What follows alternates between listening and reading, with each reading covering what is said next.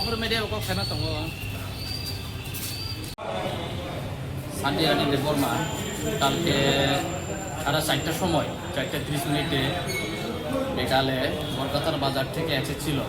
ওখানে একটা বীরমোহন চমনি থেকে গাড়ি আসছি মোকামবাড়ি থেকে। এই বরকাতাল যাওয়ার পথেও একটা টিপার গাড়ি, বড় গাড়ি আছে।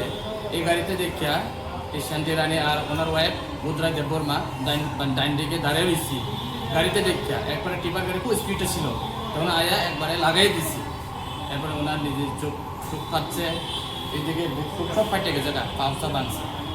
তারপরে কোন হাসপাতাল নিয়েছিলেন প্রথম? এরপরে ফায়ার সার্ভিস আইএসআইরা মোহনপুর সিএচসি হসপিটাল আইসি লয়ে গেছে পরে এখান থেকে আবার রেফার দিছি জিবি।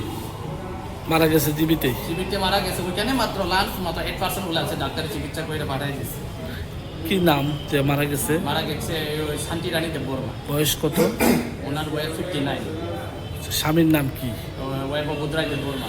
বাড়ি? ব্লেস নন্দরাম চৌধুরী পাড়া, থানা? থানা লেখুঙ্গা পিএস।